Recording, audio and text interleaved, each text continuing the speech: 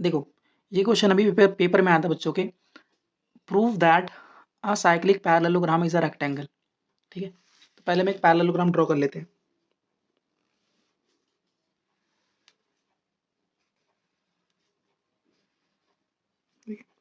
ए B C D, जो ए B C D है ना, ये A B C D is a cyclic parallelogram. ठीक है, हमें शो करके दिखाना है कि ए बी सी डी जो है ना, A B C D is a rectangle. और मैंने आपको क्लास में बताया कि रेक्टेंगल की प्रॉपर्टी क्या होती है, it is a parallelogram in which one angle is 90 degree. यही होता है ना रेक्टेंगल की डेफिनेशन। सो रेक्टेंगल एक ऐसा पैरेललोग्राम होता है जिसके अंदर एक एंगल 90 डिग्री होता है। तो पैरेललोग्राम ये तो हमें गिवन ही है पहले से ही, तो 50% हमारा काम हो गया। सिर्फ हमें क्या शो करके दिखाना है कि ए बी सी डी के अंदर एक एंगल 90 डिग्री है, ये हमें शो करके दिखाना है। ठीक है, तो अगर हमने ए बी सी डी के अंदर वन एंगल 90 डिग्री शो करके दिखा दी तो हमारे पास क्या हो जाएगा, रेक्टेंगल हो जाएगा, क्योंकि पैरेललोग्राम तो गिवन ही है। अब देखो हमें पता है कि A B C D cyclic parallelogram है, तो angle A plus angle C का सम कितना होगा, 180 डिग्री होगा। भाई साइक्लिक का मतलब क्या है कि अपोजिट एंगल्स का सम 180 डिग्री होता है ना। और मुझे ये भी पता है कि एंगल ए और एंगल सी आपस में इक्वल भी होंगे, because it is a parallelogram. Parallelogram में अपोजिट साइड्स कैसे होते हैं, इक्वल होते हैं ना, सॉरी अपोजिट एंगल्स कैसे होते हैं, इक्वल होते हैं ना। तो ए और सी इक्वल होंगे बिकॉज पैरेललोग्राम गिवन है हमें। और angle A plus angle C का सम 180 डिग्री होगा बिकॉज ये साइक्लिक पैरेललोग्राम है। तो अब क्या करो, ए की यहाँ पे सी रख दो, तो C plus C equal to 180 degree, तो twice of angle C equal to 180 degree, तो एंगल सी हमारे पास क्या हो गया, 90 डिग्री। ठीक है, तो हो गया बस। तो ए बी सी डी पहले से हमें पैरेललोग्राम गिवन था, उसमें हमने एक एंगल 90 डिग्री शो करके दिखा दिया कि therefore A B C D is a rectangle. ठीक है, देखो इसमें हमें एक्सपेंड करना है। पहला हमारे पास क्या, 2x माइनस 4y का स्क्वायर। सो पहला है हमारे पास 2x माइनस 4y का स्क्वायर। ठीक है, इसमें बताओ कौन सा फॉर्मूला लगेगा, कौन सी आइडेंटिटी लगेगी इसके अंदर, इसके अंदर लगेगा a माइनस बी का होल स्क्वायर, जो कि होता है A square plus B square minus का 2ab। ठीक, तो लगाओ इसके अंदर। ए की जहाँ पे हमारे पास क्या 2x है, सो 2x का स्क्वायर। बी की जहाँ पे हमारे पास क्या 4y है, 4y का स्क्वायर माइनस 2ab, तो कितना हो जाएगा 4x का स्क्वायर 16y का स्क्वायर, और ये कितना हो जाएगा बताओ, 4 2 8, 8 2 16, 16xy। ठीक है, ये हो गया। नेक्स्ट हमसे क्या बोला गया, 3x माइनस 2y प्लस 4 का स्क्वायर। ठीक है, देखो सेकंड हमारे पास है 3x माइनस 2y प्लस 4 का होल स्क्वायर। अब इसमें कौन सी आइडेंटिटी लगेगी, a plus B plus C का होल स्क्वायर। ये क्या होता है बताओ, A square plus B square plus C square plus 2ab plus 2bc plus 2ca। ठीक है, ये हमारे पास फॉर्मूला होता है। लेकिन अगर आप ध्यान से देखोगे ना, ये फॉर्मूला जो होता है ये बेसिकली हमारे किसके लिए होता है, प्लस के लिए होता है, दोनों यहाँ प्लस होना चाहिए। ठीक है, जैसे ये वाला फॉर्मूला जो होता है इसमें तो ये नेगेटिव अगर बीच में है तो नेगेटिव के लिए फॉर्मूला बनाया गया है, लेकिन ये जो फॉर्मूला है हमारे सामने तब यूज़ करना है जब दोनों यहाँ पॉजिटिव हो। ठीक है, यहाँ पे देखो नेगेटिव आ गया, तो मैंने आपको क्या सिखाया था क्लास के अंदर कि इस नेगेटिव को आप इस 2y के साथ भेज दो और बीच में लगा दो प्लस, हो गया। अब ये हमारा ए की प्लेस पे आएगा, ये हमारा बी की प्लेस पे आएगा, और ये हमारा सी की प्लेस पे आएगा। बस ये आइडेंटिटी लगा दो। सो ए का स्क्वायर है, सो ए का स्क्वायर प्लस बी की जहाँ पे कितना है माइनस का 2y प्लस सी की जहाँ पे कितना है 4 का स्क्वायर प्लस 2ab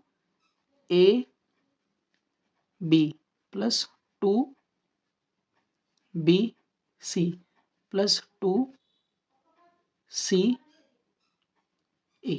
इसमें बस नेगेटिव पॉजिटिव ज़्यादा गलती होती है, करो तो हो जाएगा 9x का स्क्वायर प्लस 4y का स्क्वायर प्लस 16 प्लस, अब देखो नेगेटिव पॉजिटिव यहाँ पे नेगेटिव आएगा, 3 2 6, 6 2 12, 12xy पॉजिटिव नेगेटिव नेगेटिव आएगा, 4 2 8, 8 2 16 y प्लस का 4 3 12, 12 2 24x।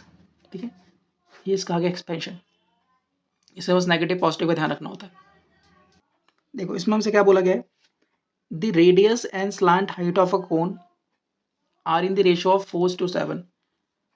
सो क्वेश्चन नंबर 30 करते हैं। तो बोला रेडियस एंड स्लांट हाइट का जो रेशियो है 4:7 है। सो रेडियस और स्लांट हाइट, रेडियस को हम आर से रिप्रेजेंट करते हैं, स्लांट हाइट को हम एल से रिप्रेजेंट करते हैं। इसका रेशियो हमारे पास कितना है, 4/7। तो यहाँ से हमारे पास बताओ रेडियस कितना आ जाएगा, यहाँ से रेडियस आ जाएगा हमारे पास 4x, और यहाँ से स्लांट हाइट कितनी आ जाएगी, यहाँ से स्लांट हाइट हमारे पास आ जाएगा 7x। अब आगे हमसे क्या बोला है, if it's curved surface area is 7 to 9, कोन का जो कर्व्ड सरफेस एरिया है, कोन का कर्व्ड सरफेस एरिया क्या होता है बताओ, curved surface area of cone क्या होता है, पाई आर एल।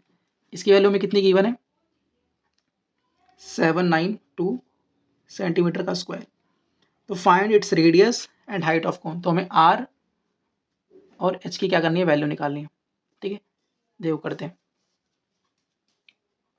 तो कर्व्ड सरफेस एरिया का पाई आर एल होता है, पाई की वैल्यू कितनी है हमारे पास 22/7, रेडियस हमारे पास कितना था 4x, एल हमारे पास कितना है 7x इक्वल टू 792। ठीक है, अब देखो 7 से 7 कट गया, यहाँ कितना हो जाएगा बताओ, 22 इंटू 4 इंटू एक्स कितना हो जाएगा, एक्स का स्क्वायर इक्वल टू 792। तो एक्स स्क्वायर की वैल्यू कितनी आ जाएगी, 792 डिवाइड बाय 22 इंटू 4। अब देखो इसे काटो, 11 2 22, 11 से इसको कट करो, 11 7 77, 11 2 22, 2 से कट करोगे कितना आएगा 36, 36 को 4 से कट करोगे 9, तो एक्स स्क्वायर की वैल्यू कितनी आ गई 9, तो यहाँ से एक्स की वैल्यू कितनी आ गई 3। तो अगर एक्स 3 आ गया तो हमारे पास रेडियस कितना आ जाएगा 12 सेंटीमीटर, और हमारे पास हाइट कितनी आ जाएगी बताओ 21 सेंटीमीटर।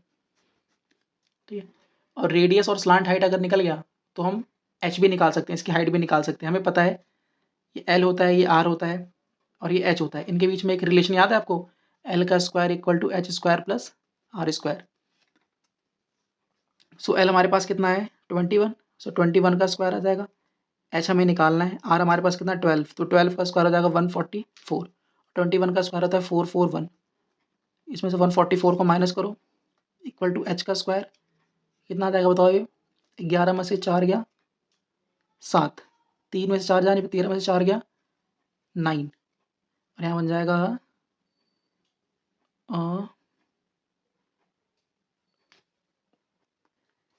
यहाँ से आ जाएगा 297 इक्वल टू एच का स्क्वायर। तो यहाँ से जो एच की वैल्यू आ जाएगी वो √297 आई। ठीक है, देख लेना 290 को, अगर ये 289 280, ये अगर 287 होता ना तो हो जाता 17 इंटू 17 289। ठीक है, यही आएगा। ठीक है, ये हमारे पास एच आ गया। ठीक है, देखो नेक्स्ट क्वेश्चन हमसे क्या बोला गया है, 3 spheres of radii 3 centimetre 4 centimetre and 5 centimetre are melted together to form a single sphere, find the radius of new sphere. देखो इसमें बोला गया कि हमारे पास 3 स्फेयर है, एक स्फेयर है इसका रेडियस है 3 सेंटीमीटर, एक दूसरा स्फेयर है इसका रेडियस है 4 सेंटीमीटर, एक तीसरा स्फीयर है जिसका रेडियस है 5 सेंटीमीटर। ठीक है, इन सबको मेल्ट करके हमने एक नया स्फीयर बना दिया, पिघला के हमने सबको मिला के एक नया स्फीयर बना दिया। तो इस नए स्फीयर का हमें रेडियस निकालना है। ठीक है, देखो कभी भी अगर इस तरह का क्वेश्चन आता है कि दो या दो से ज़्यादा ऑब्जेक्ट्स को पिघला के हमने एक नया ऑब्जेक्ट बना दिया, तो इसके अंदर सिर्फ एक ही कॉन्सेप्ट याद आता है कि इन सबके वॉल्यूम्स का जो सम आएगा, मतलब इसका वॉल्यूम निकाल लो, इसका वॉल्यूम निकाल लो और इसका वॉल्यूम निकाल लो, इन तीनों के वॉल्यूम्स का जो सम आएगा ना वो इसके वॉल्यूम के क्या होगा, बराबर होगा। समझ में आया कि नहीं आया? तो पहले हम इसका वॉल्यूम निकालते हैं। इसका वॉल्यूम कितना आएगा बताओ? स्फीयर का वॉल्यूम कितना होता है? 4 पाई आर क्यूब। ठीक है, अच्छा 4/3 पाई आर क्यूब। ठीक है, वॉल्यूम ऑफ स्फीयर कितना होता है? 4/3 पाई आर क्यूब। तो लगाओ इसके अंदर 4/3 पाई की वैल्यू हो जाएगी 22/7 इंटू आर हमारे पास कितना है 3 का क्यूब हो जाएगा। ठीक है, इसका वॉल्यूम निकालो, इसका वॉल्यूम 4/3 पाई आर क्यूब, 4 का क्यूब, इसका वॉल्यूम निकालो 4/3 पाई आर क्यूब, आर की वैल्यू कितनी है? ठीक है, अब इन तीनों के वॉल्यूज का जो सम आएगा, इसका वॉल्यूम, इसका वॉल्यूम और इसका वॉल्यूम, इन तीनों के वॉल्यूज का जो सम आएगा वो इसके वॉल्यूम के क्या आएगा, बराबर आएगा। ठीक है, तो इन तीनों के वॉल्यूम्स का अच्छा इसका वॉल्यूम कितना आएगा बताओ? 4/3 पाई आर क्यूब। अब इन तीनों के वॉल्यूम्स का सम कर दो, 4/3 पाई 3 का क्यूब प्लस 4/3 पाई 4 का क्यूब प्लस 4/3 पाई आर का क्यूब। अब देखो 4/3 पाई आर का क्यूब, देखो इन सब में से 4/3 पाई कॉमन आ जाएगा, 4/3 पाई कॉमन आ जाएगा।